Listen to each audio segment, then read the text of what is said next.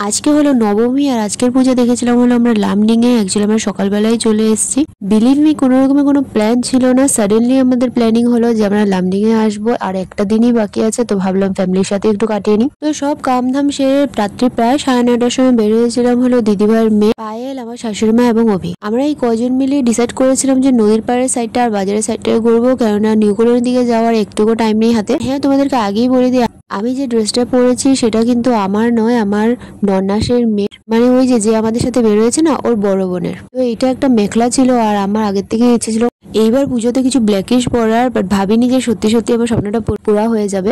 Anyway, প্রথমে তো আমরা বেলতলা গিয়েছিলাম, এরপরে গেলাম হলো শীতলাবাড়ির পুজো দেখতে। তার আগে মা শীতলাকে নমস্কার করে নিলাম। দেন আমরা পৌঁছলাম হলো শিমুলতলাতে। আর সবচেয়ে বেশি ভালো লেগেছিল হলো আমার লাশ কলোনির পূজা। জানি না কেন ফ্রেন্ডস, আমার প্রত্যেক বছরই কিন্তু লাশ কলোনির মূর্তি সেই দারুণ লাগে দেখতে। আর হ্যাঁ, আমার বোন যে ড্রেসটা পরেছে এটা ওই বানিয়েছে, তার সাথে আমার ননাসের মেয়েটাও যে ড্রেসটা পরেছে রেড কালার ফ্রকটা, ওটাও আমার বোনই বানিয়েছে। কমেন্টে জানাবে কেমন হয়েছে, আমার কিন্তু খুব দারুণ লেগেছে। এরপর আমরা জাগৃতি সংঘ গিয়েছিলাম, যেখানে গিয়ে দেখলাম যে জুবিনদাকে শ্রদ্ধাঞ্জলি দেওয়ার জন্য একটা স্ক্রিন লাগানো হয়েছে, যেখানে জুবিনদার মায়াবিনী গানটা চলছিল। এরপরে আমরা গেলাম হলো দেবরায় হাউসে।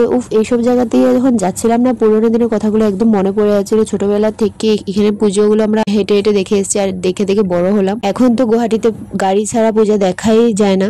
এরপর আমরা গেলাম হলো সেই ঐতিহাসিক বড় কালীবাড়ির পুজো দেখতে।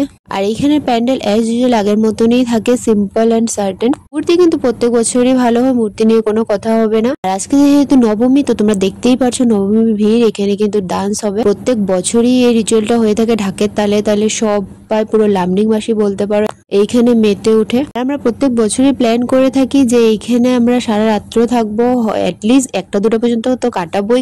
বাট কোনো বাড়ি আমাদের এই স্বপ্ন পুরা হয় না। বেশির থেকে বেশি আমরা 12টা কি 12:30 পর্যন্ত এখানে থাকতে পারি, তার বেশি না। এরপরে আমরা চলে গেলাম হলো দুর্গাপীঠে।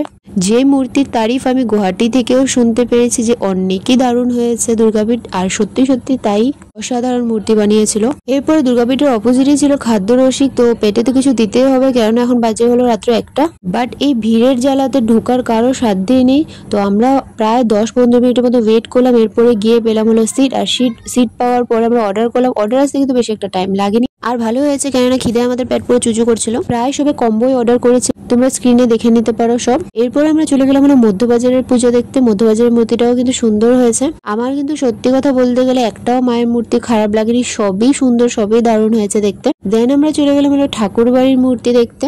মাঝ বাজারেটা আর যাওয়া হয়নি, মধ্যবাজার দিয়ে বের হয়ে আবার ঠাকুর বাড়ির দিকে চলে গেলাম, কেন অনেক রাত্র হয়ে গেছিল। ঘরে যেতে যেতে আমাদের প্রায় 2টো 2:30টা বেজে গেছে। তো আজকের শর্টস এতটুকুই, দেখা হচ্ছে আবার 10 মিনিট শর্টসে। বাই।